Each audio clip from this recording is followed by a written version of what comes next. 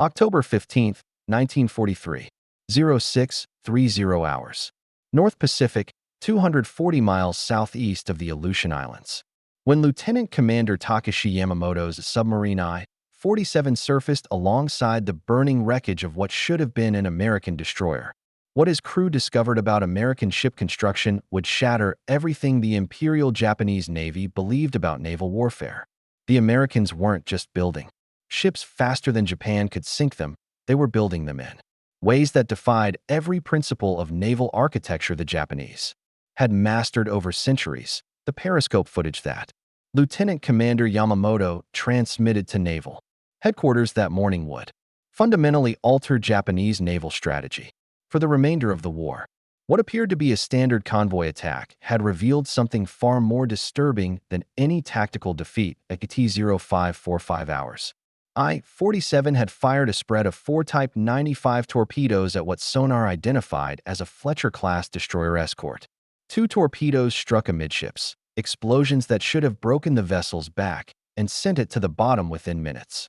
Standard Japanese naval doctrine, based on decades of combat experience and rigorous engineering calculations, predicted immediate catastrophic failure. Instead, Yamamoto watched through his periscope as the American ship absorbed damage that would have obliterated any vessel in the Imperial Navy's fleet. The destroyer remained not only afloat but combat effective, its guns still firing, its engines still turning. Steam poured from ruptured compartments. Yet the hull maintained structural integrity that Japanese naval architects had deemed physically impossible. The ship should be sinking, reported Chief Petty Officer Hiroshi Tanaka, I-47's most experienced torpedo specialist. 2 direct hits amidships. Any Japanese destroyer would be on the bottom. But this American vessel continued fighting, maneuvering, and calling for assistance as if the torpedo strikes were minor inconveniences rather than mortal wounds. What followed challenged everything the Japanese understood about naval construction. As I-47 maneuvered for a second attack, Yamamoto observed the damaged destroyer maintaining course and speed. Emergency teams moved across the deck with systematic efficiency, but there was no panic, no preparations for abandoning ship. The vessel's behavior suggested structural capabilities that contradicted fundamental principles of shipbuilding. The second torpedo spread, fired at 0612 hours, scored another direct hit. This third torpedo should have completed what the first 2 had begun. Instead, the American destroyer absorbed this additional damage and continued operating. Through his periscope, Yamamoto could see that the ship's superstructure remained intact. Its radar continued rotating, and its radio masts still transmitted distress signals. Naval intelligence files captured after the war revealed that this engagement prompted the first systematic Japanese investigation into American shipbuilding techniques. The incident report filed by Yamamoto reached Admiral Somu Toyota within 72 hours. Marked with the unprecedented classification, immediate strategic assessment required, enemy naval construction capabilities. The implications extended far beyond a single torpedo attack. If American ships could absorb damage that would destroy Japanese vessels, then every calculation about naval warfare needed revision. The mathematics of attrition, which formed the foundation of Japanese naval strategy, assumed equivalent vulnerability between opposing fleets. Yamamoto's final transmission before I-47 submerged contained a statement that would haunt Japanese naval planning. Enemy vessel construction appears to employ unknown structural techniques. Conventional torpedo attack effectiveness severely compromised. Request immediate technical analysis of American shipbuilding methods. The destroyer that should have sunk that morning limped back to port, providing American engineers with valuable damage assessment data. For the Japanese, however, the incident marked the beginning of a disturbing revelation about American industrial capabilities that would reshape their understanding of the war itself. The revelation that emerged from I-47's encounter was just the beginning of a systematic intelligence nightmare for the Imperial Japanese Navy. Within weeks of Yamamoto's report, similar incidents began accumulating across the Pacific theater. Japanese submarines, destroyers, and aircraft reported American vessels surviving damage that should have been instantly fatal. The pattern became undeniable by November 1943. At the Battle of Cape St. George, Japanese destroyers scored multiple hits on American light cruisers that continued fighting effectively. During the Marshall Islands campaign, Japanese pilots reported bombing runs that should have sunk American transports, yet the same vessels appeared in subsequent engagements. Each incident reinforced a disturbing conclusion. American ships possessed structural capabilities that Japanese naval theory considered impossible.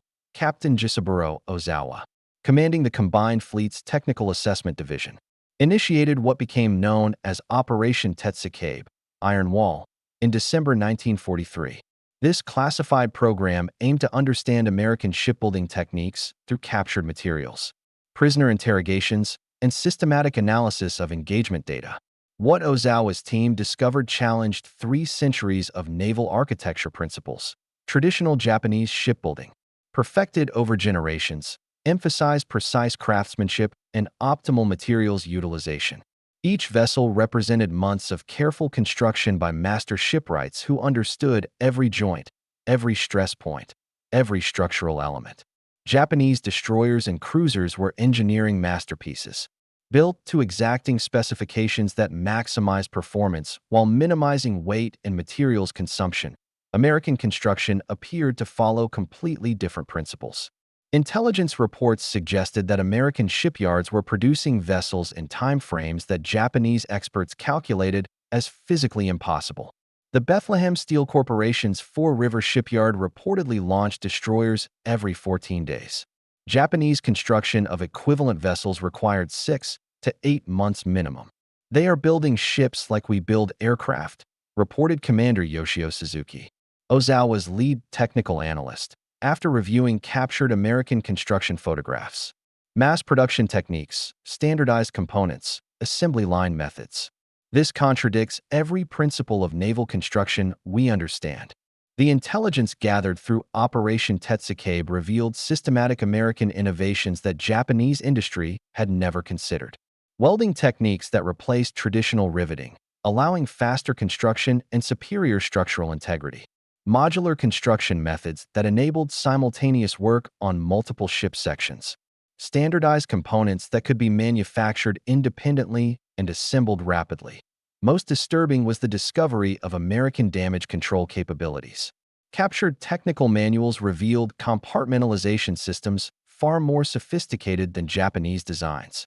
American ships featured multiple redundant systems, extensive firefighting equipment, and damage control procedures that enabled vessels to survive hits that would doom Japanese ships. The psychological impact on Japanese naval leadership was profound.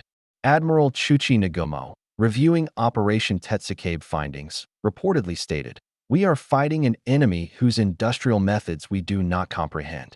They produce ships faster than we can sink them, and their ships survive damage that would destroy ours." By early 1944, Japanese naval strategy began shifting from offensive operations to defensive preservation of remaining fleet assets. The realization that American shipbuilding capabilities exceeded Japanese sinking capacity fundamentally altered strategic calculations. The mathematics of naval warfare had changed, and Japan found itself on the wrong side of an equation it could not solve. The breakthrough that would explain American naval superiority came from an unexpected source. On January 18, 1944, the Japanese destroyer Akizuki recovered debris from USS Pennsylvania after a torpedo attack near the Caroline Islands. What Chief Naval Constructor Kenji Nakamura discovered in his Yokosuka laboratory would revolutionize Japanese understanding of American shipbuilding. The steel samples exhibited properties that defied conventional metallurgy. Japanese steel, forged using traditional methods perfected over decades, achieved excellent hardness, but remained brittle under extreme stress. American steel demonstrated characteristics that Japanese scientists initially dismissed as measurement errors. The samples showed extraordinary ductility, combined with tensile strength that exceeded Japanese specifications by 40%. "This material bends, rather than breaks," reported Nakamura to the Naval Technical Department. "Under stress loads that would shatter our hull plates, American steel deforms and recovers. It absorbs impact energy rather than transmitting it throughout the ship's structure." Further analysis revealed the revolutionary innovation. American shipyards were using electric arc welding extensively, creating molecular bonds between steel plates that Japanese riveting could not match. Traditional Japanese construction joined plates mechanically, creating stress concentration points where rivets connected sections. American welding created continuous steel structures that distributed stress loads across entire hull sections. The implications staggered Japanese engineers. Electric welding, dismissed by Japanese naval architects as unsuitable for critical applications, enabled Americans to build ships that functioned as single, integrated structures rather than collections of joined plates. This fundamental difference explained why American vessels survived damage that would break Japanese ships apart at rivet connections. Technical specifications captured from a damaged American welding manual revealed the scope of innovation. American shipyards employed automatic welding machines capable of producing continuous seams at rates impossible with manual techniques. Submerged arc welding created joints stronger than the base metal itself. Gas tungsten arc welding enabled precision work on critical structural components. Japanese attempts to replicate these techniques encountered immediate obstacles. American welding required electrical power infrastructure that Japanese shipyards lacked. The techniques demanded precision temperature control and specialized electrode materials unavailable to Japanese industry. Most critically, American welding methods required trained operators whose skills differed completely from traditional Japanese shipbuilding craftsmanship. Captain Tamichi Hara, observing welding trials at Kure Naval Arsenal, documented the cultural challenges. Our master shipwrights possess generations of traditional knowledge. American methods demand industrial workers trained in electrical processes. We are asking artists to become electricians. The strategic implications became clear through mathematical analysis. Japanese shipyards, optimized for traditional construction, could not adopt American techniques without complete infrastructure reconstruction. Converting existing facilities would require 18 to 24 months minimum. Assuming availability of materials and equipment that American submarines were systematically targeting, WWII March 1944, Japanese naval leadership faced an insurmountable reality. American shipbuilding techniques represented not merely improved methods, but fundamental industrial revolution. Japan possessed neither the electrical infrastructure, specialized materials, nor trained workforce necessary to compete with American construction capabilities. Admiral Shigetaro Shimada, Navy Minister, summarized the situation in his classified report. American naval construction employs industrial methods beyond our current capabilities. We cannot match their production rates or structural superiority without transforming our entire shipbuilding industry. The systematic deployment of American welding technology reached full scale by April 1944, transforming naval warfare across the Pacific. Japanese forces encountered American vessels that absorbed punishment beyond all previous experience. While their own ships remained vulnerable to damage that American construction techniques had essentially eliminated. During the Battle of the Philippine Sea in June 1944, the disparity became devastatingly apparent. Japanese pilots scored multiple direct hits on American carriers that continued launching aircraft. Dive bomber attacks that should have disabled flight deck operations caused superficial damage to welded steel structures designed to absorb and distribute impact forces. Lieutenant Saburo Sakai, Japan's leading naval aviator, documented the psychological impact in his mission reports. We achieve hits that would sink our carriers. Yet American ships continue fighting. Their damage control teams repair battle damage faster than we can inflict it. We are fighting ships that refuse to die. American damage control procedures, enabled by welded construction, had evolved into systematic rapid response capabilities. Compartmentalization systems featuring welded bulkheads contained flooding more effectively than riveted barriers that failed under pressure. Welded joints maintained watertight integrity even when surrounding structures suffered significant damage. The USS Yorktown's survival at the Battle of Midway, despite multiple torpedo and bomb hits, demonstrated principles that Japanese naval architects were only beginning to understand. Welded construction allowed the carrier to absorb damage that would have broken riveted vessels into separate pieces. Emergency repairs, impossible with traditional construction methods, restored combat capability within hours. Japanese intelligence obtained detailed damage assessment reports through captured American technical documents. These analyses revealed that welded ships could survive flooding in multiple compartments simultaneously, maintain structural integrity despite extensive battle damage, and continue operations with systems that would be completely disabled on riveted vessels. The production advantage compounded the technological superiority. American shipyards were launching welded destroyers every 2 weeks, while Japanese yards required 4 to 6 months for riveted construction. The mathematical progression spelled inevitable defeat.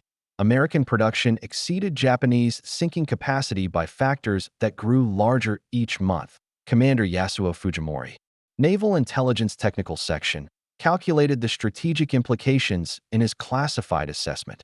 American welding enables both superior ship survivability and accelerated production. We face enemies whose ships are harder to sink, and who build replacements faster than we can destroy them.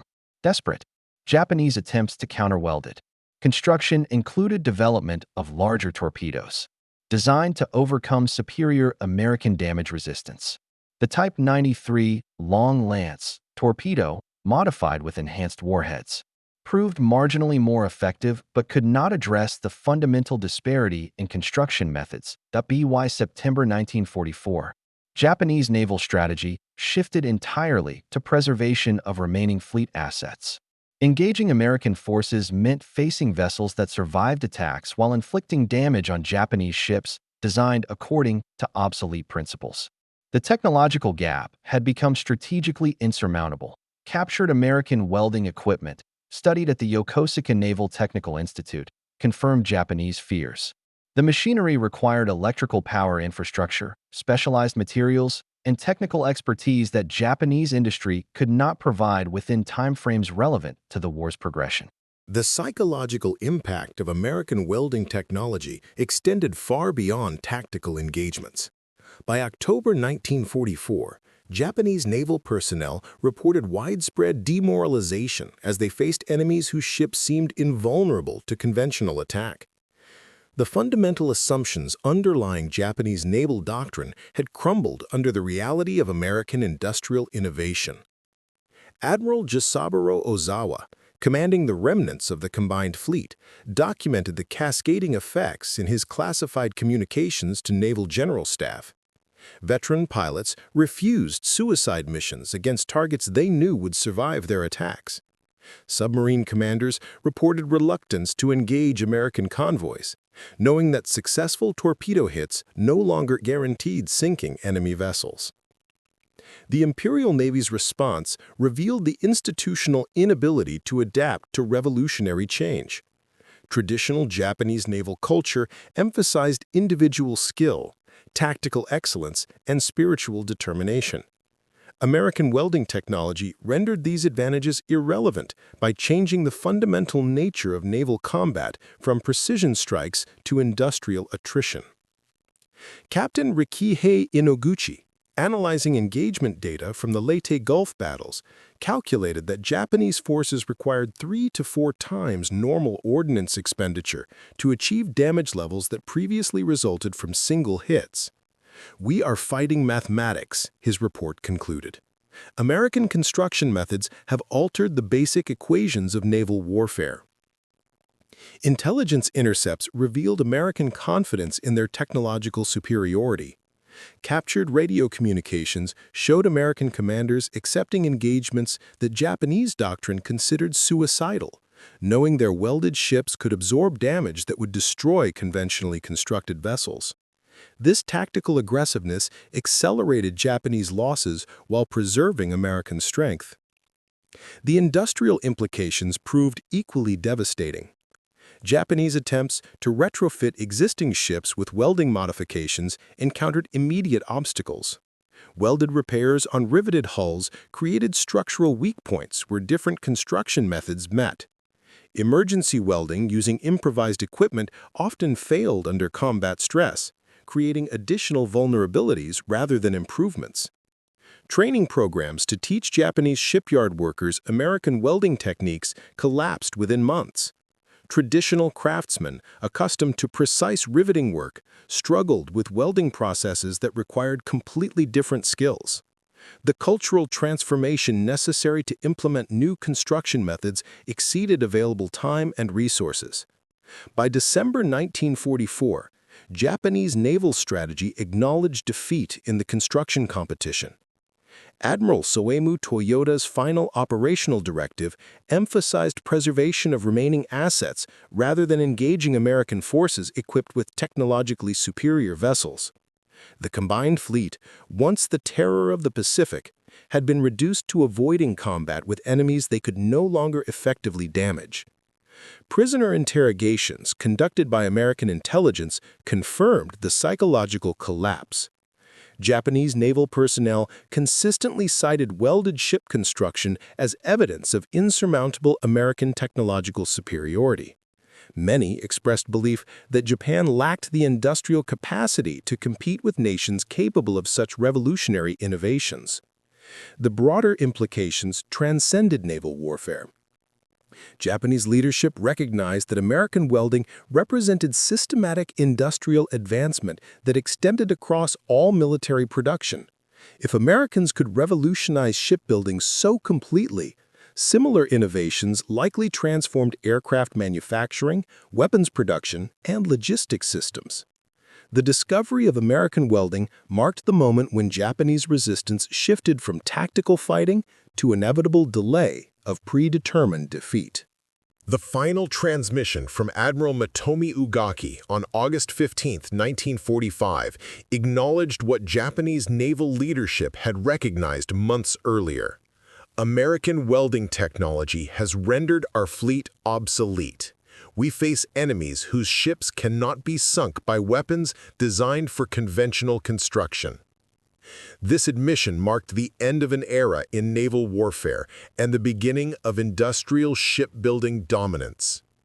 Post-war investigations by the United States Strategic Bombing Survey documented the complete scope of American technological advantage. Japanese shipyards, optimized for traditional riveting, had proven incapable of adapting to welding methods within militarily relevant timeframes. The industrial transformation required exceeded Japan's wartime capabilities by several orders of magnitude. The psychological impact persisted long after military defeat. Japanese naval officers interviewed during occupation proceedings consistently identified welded ship construction as the moment they realized defeat was inevitable. Captain Atsushi Oi, former operations officer of the combined fleet, testified, "When we understood that American ships could survive attacks that would destroy ours, we knew we were fighting industrial capacity rather than naval skill." American shipbuilding statistics revealed the crushing mathematics of welded construction. By war's end, American yards had launched over 2,700 Liberty ships using standardized welding techniques. These vessels, constructed in an average of 42 days each, exceeded the tonnage of the entire Japanese merchant marine lost during the conflict. Industrial production had overwhelmed traditional craftsmanship completely. The technological legacy transformed global shipbuilding permanently. Welding techniques developed for American wartime production became standard practice worldwide. Traditional riveting, which had dominated ship construction for centuries, virtually disappeared from major shipyards within a decade of war's end. The innovation forced by combat necessity revolutionized an entire industry. Japanese shipbuilding, reconstructed during the post-war period, adopted American welding methods extensively. Former naval architects who had studied captured American equipment became leaders in implementing the same techniques they had once been unable to counter. The students became practitioners of the methods that had defeated them. Modern naval historians recognize the welding revolution as decisive in Pacific naval warfare. The technology shortened the conflict by enabling American forces to absorb damage while maintaining offensive capability. Without welded construction, American casualties would have been significantly higher and the war's duration substantially extended. The human cost of technological disparity remains documented in naval archives. Japanese naval personnel faced enemies whose ships survived attacks that should have been lethal, while their own vessels remained vulnerable to damage that welded construction could prevent. This asymmetry in survivability translated directly into asymmetric casualties. Today, every major naval vessel worldwide employs welding techniques that trace directly to American wartime innovations. The emergency industrial methods developed to overcome Japanese resistance became the foundation of modern shipbuilding. Combat necessity had accelerated technological development by decades, permanently altering maritime engineering. The lesson transcends naval warfare. Industrial innovation, properly applied, can render traditional methods obsolete overnight. Japanese naval excellence, developed over generations, proved worthless against American production techniques that changed the fundamental nature of naval combat. Superior tools, backed by industrial capacity, had triumphed over superior training and traditional skill.